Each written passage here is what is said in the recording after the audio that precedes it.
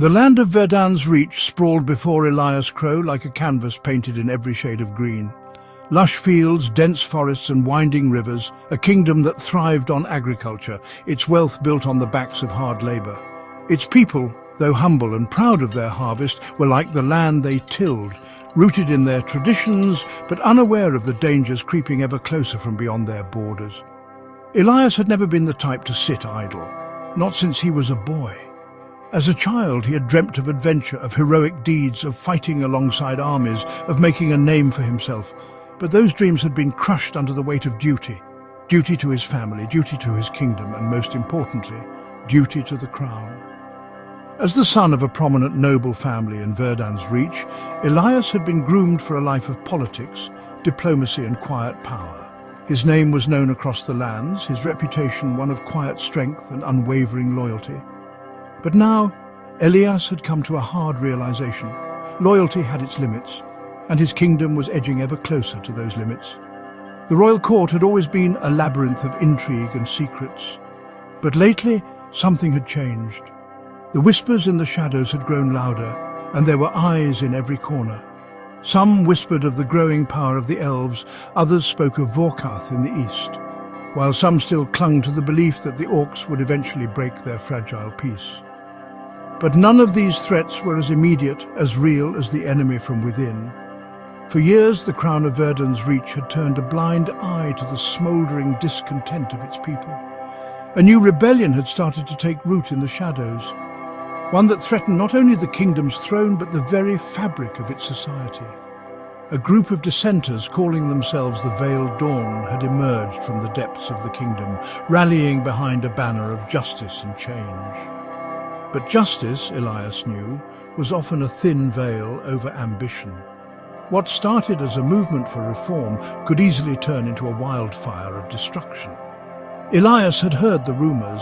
There were hidden cells, pockets of rebels in the cities and villages. They moved in secrecy, gathering weapons, gathering support, waiting for the right moment to strike. And though his noble blood and duty to the crown told him to turn away, to ignore the treason in the air, Elias couldn't. Something about the rebellion called to him. The promises of a kingdom without corruption, without the heavy hand of the monarchy ruling with unchecked power, had a certain appeal. Still, Elias couldn't afford to be weak, not in his position. He had a reputation to maintain, alliances to secure, and a future to carve out for himself in the royal court. But as he sat at his desk, the parchment and ink of his noble duties suddenly felt heavy, as though the weight of his choices was growing too great to ignore. He was jolted from his thoughts by the sudden creak of the door to his study opening. A tall figure cloaked in shadows stepped into the room. The figure's face was hidden beneath a hood, but Elias could recognize the unmistakable scent of the sewers, the stench of those who lived in the darkness, hidden away from the eyes of the kingdom. "Lord Crow," a low voice said, dripping with suspicion but also a strange familiarity. "The message has been delivered. The Veiled Dawn is ready. The time has come." Elias's heart skipped a beat. He had been expecting a messenger from the rebellion, but not quite like this. His hand tightened around the quill in his grip, his thoughts racing. The time had come? He had heard rumors, seen the signs. He knew what this meant. The rebellion was moving into the open, but it also meant his life, the life he had carefully built, was about to be shattered. He studied the figure carefully. "How long?" he asked, his voice steady despite the unease that churned in his stomach. "Days, perhaps less," the figure replied. "We've already made contact with others in the kingdom. Village leaders, merchants, and some of your own colleagues in the court. The movement is growing. It can't be stopped now." Elias leaned back in his chair, his mind spinning with possibilities. The Veiled Dawn was a storm that had already begun, and whether he wanted to or not, Elias was now in its path. He had always known that power, both political and magical, came at a price. Now it seemed that price would be much higher than he had anticipated. The rebellion promised change. Change from a kingdom ruled by a corrupt monarchy where the nobles held all the power and the common folk suffered. But Elias had seen how quickly such movements could spiral into chaos, into bloodshed. Could he really stand by while the kingdom he loved was torn apart? And yet, could he continue to support a queen whose rule was based on manipulation and deceit?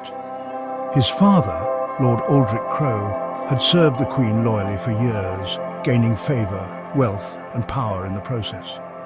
But Elias knew too much, too many secrets, too many lies.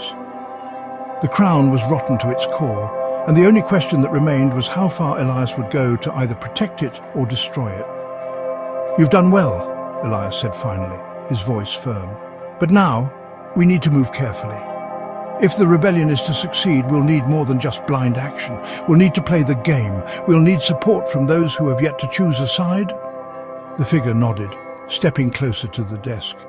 "We already have those people, merchants, lords, even some military commanders who are beginning to question the Queen's decisions. The time to act is now, Elias. The Queen is vulnerable. She doesn't see what's coming."